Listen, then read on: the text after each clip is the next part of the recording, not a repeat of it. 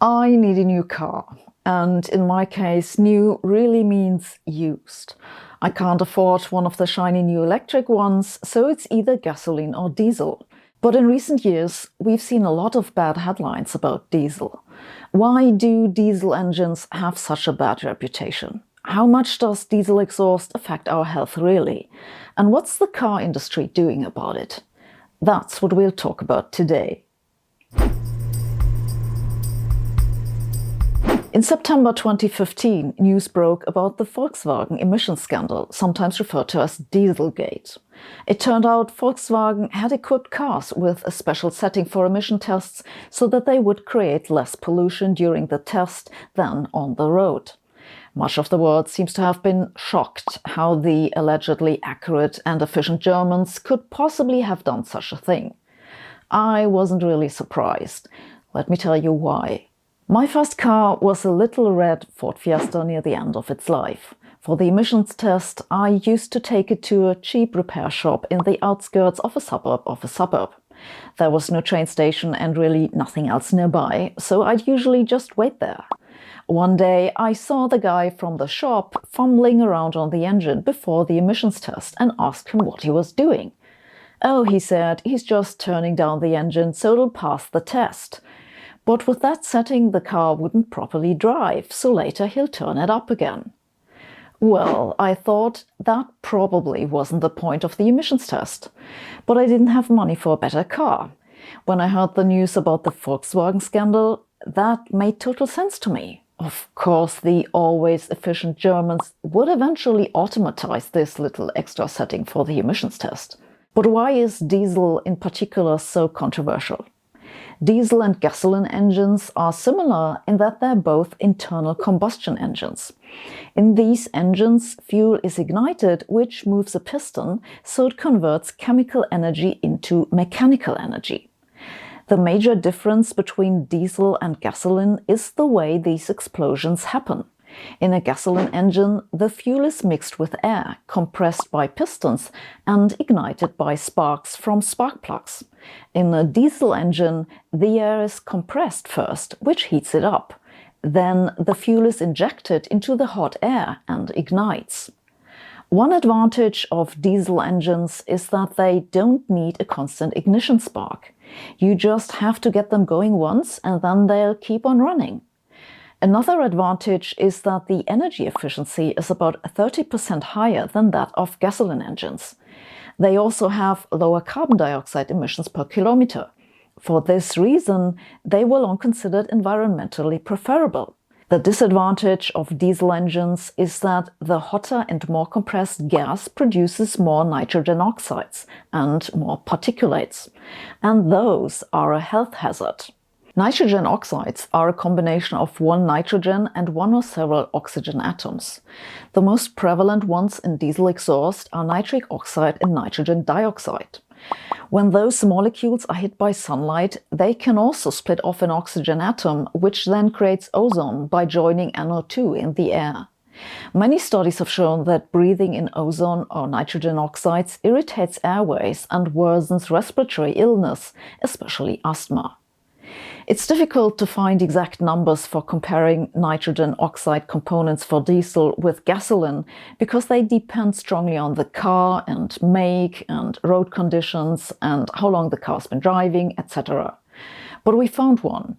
A road test on 149 diesel and gasoline cars manufactured from 2013 to 2016 found that nitrogen oxide emissions from diesel cars are about a factor 10 higher than those of gasoline cars.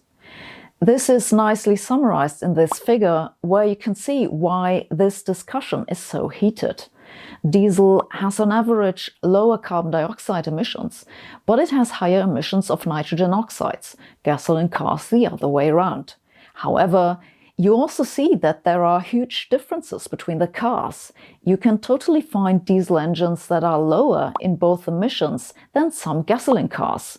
Also note the two hybrid cars, which are low on both emissions.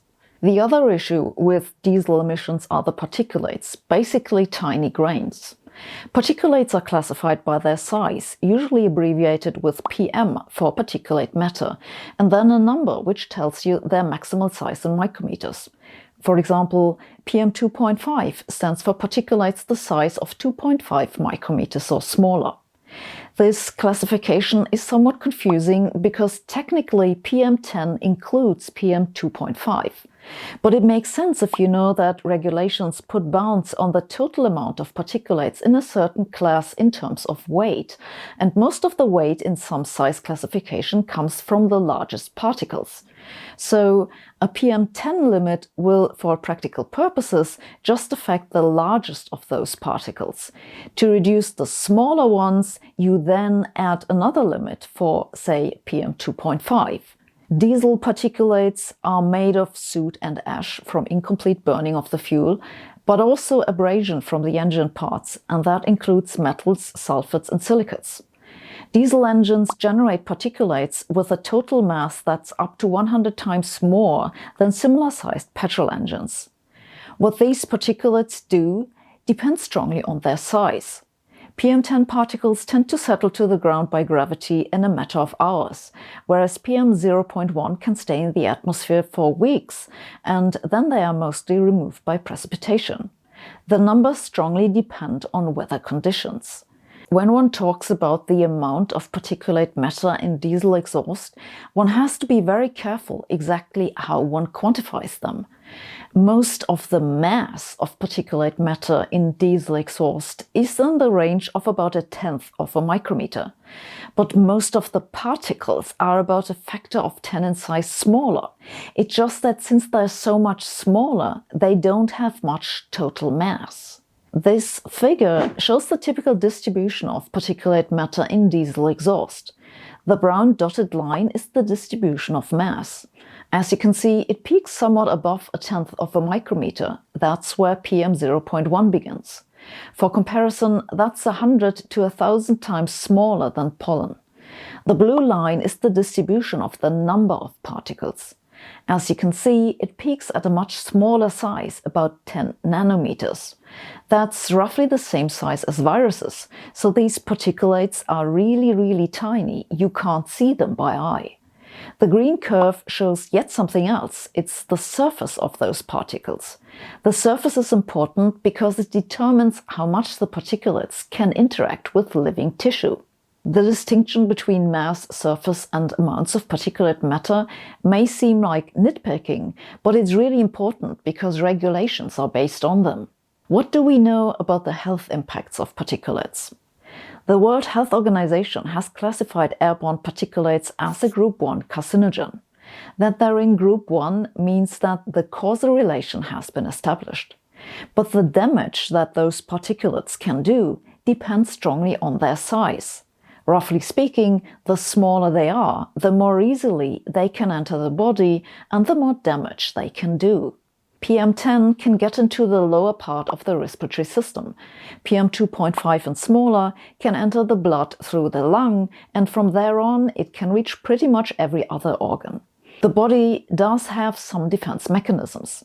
First, there's the obvious, like coughing and sneezing, but once the stuff's in the lower lungs, it can stay there for months, and if you breathe in new particulates all the time, the lung doesn't have a chance to clear out. In other organs, the immune system tries to attack the particulates, but the most prevalent element in them is carbon, and that is biopersistent, which means they just sit there and accumulate in the tissue. Here's a photo of such particulates that have accumulated in bronchial tissue. It isn't just that having dirt accumulate in your organs isn't good news. The particulates can also carry toxic compounds on their surfaces. According to the World Health Organization, PM2.5 exposure has been linked to an increased risk of heart attacks, strokes, respiratory disease, and premature death. One key study was published in 2007 by researchers from several American institutions.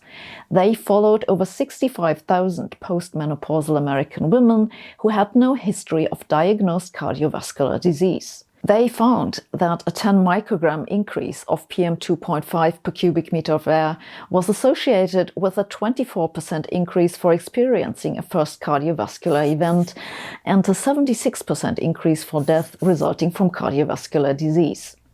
These results were already adjusted to remove known risk factors, such as those stemming from age, household income, pre-existing conditions, and so on. Another study from 2013 that was published in The Lancet followed over 300,000 people from 9 European countries for more than a decade.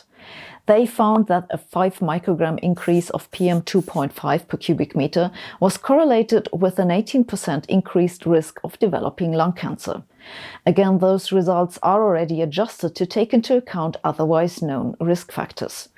The PM exposure adds on top of that. There have been lots of other studies claiming correlations between exposure to particulate matter and all kinds of diseases, though not all of them have great statistics. One even claimed they found a correlation between exposure to particulate pollution and decreasing intelligence, which explains it all, really. Okay, so far we have seen that diesel exhaust really isn't healthy. Well, glad we talked about it, but that doesn't really help me to decide what to do about my car. Let's then look at what the regulations are and what the car industry has been doing about it. The World Health Organization has put out guideline values for PM10 and PM2.5, both an annual mean and a daily mean. But as you see in this table, the actual limits in the European Union are considerably higher. In the United States, people are even more relaxed about air pollution. Australia has some of the strictest air pollution standards, but even those are above what the World Health Organization recommends. If you want to put these numbers in perspective, you can look up the air quality at your own location on the website iqair.com. That'll tell you the current PM2.5 concentration in the air. If you live in a major city, chances are you'll find the level frequently exceeds the recommendation by the World Health Organization. Of course, the reason for this is not just diesel exhaust. In fact, if you look at this recently published map of global air pollution levels, you'll see that some of the most polluted places are tiny villages in southern Chile and Patagonia. The reason is not that they love diesel so much down there, but that almost everybody heats the house and cooks with firewood. Indeed, more than half of PM2.5 pollution comes from fuel combustion in industry and households, while road transport accounts merely for about 11%. But more than half of the road traffic contribution to particulate matter comes from abrasion, not from exhaust. The additional contribution from diesel exhaust to the total pollution is therefore in the single percent values. Though you have to keep in mind that these are average values.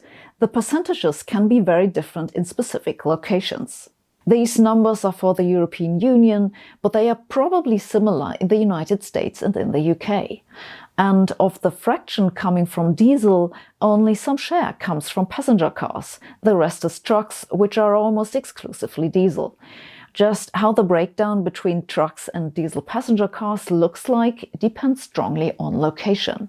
Nevertheless, diesel exhaust is a significant contribution to air pollution, especially in cities where traffic is dense and airflow small. This is why many countries have passed regulations to force car manufacturers to make diesel cleaner. Europeans have regularly updated their emission standards since 1992. The standards are called Euro 1, Euro 2 and so on, with the current one being Euro 6. The Euro 7 standard is expected for 2025. The idea is that only cars with certain standards are allowed into cities, and each city picks its own standard. For example, London currently uses Euro 6, Brussels 5, and in Paris the rules change every couple of months and depend on the time of the day, and just paying the fee may be less painful than figuring out what you're supposed to do. Basically, these European standards limit the emissions of carbon dioxide, nitrogen oxides and particulates, and some other things. The industry is getting increasingly better at adapting to these restrictions. As a consequence, new diesel cars pollute considerably less than those from 1 or 2 decades ago. One of the most popular ways to make diesel cleaner is filtering the exhaust before it is released into the air. A common type of filter are corduroy wall flow filters, which you see in this image. They are very efficient and relatively inexpensive. These filters remove particles of size 100 nanometers and up. The ones approved by the Environmental Protection Agency in the United States filter at least 85% of particulates, though some filter percentages in the upper 90s. When the filter is full, it gets burned by the engine itself. Remember that most of the particulates get created by incomplete combustion in the first place, so you can in principle burn them again. However, a consequence of this is that some of the particulates simply get too small to be caught in the filter and they eventually escape. Another downside is that some filters result in an increase of nitrogen oxide emissions when the filter is burned. Still, the filters do take out a significant fraction of the particulates. Another measure to reduce pollution is exhaust gas recirculation. This isn't only used in diesel cars, but also in gasoline cars, and it works by recirculating a portion of the exhaust gas back to the engine cylinders. This dilutes the oxygen in the incoming airstream and brings down the peak temperature. Since nitrogen oxides are mostly produced at higher temperature, this has the effect of reducing their fraction in the exhaust. But this reduction has the downside that with the drop of combustion temperature, the car drives less efficiently.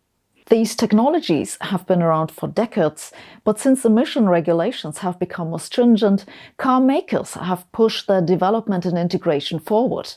This worked so well that in 2017 an international team of researchers published a paper in Science magazine in which they claimed that modern gasoline cars produce more carbonaceous particulate matter than modern filter-equipped diesel cars. What's carbonaceous?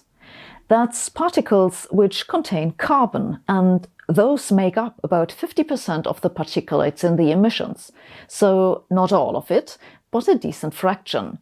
In the paper, they argue that whether gasoline or diesel cars are more polluting now depends on what pollutant you look at, the age of the engine, and whether it carries a filter or a catalytic converter. I think what we learned from this is that being strict about environmental requirements and regulations seems to work out pretty well for diesel emissions, and the industry has proved capable of putting their engineers at work and finding solutions. Not all is good, but it's getting better.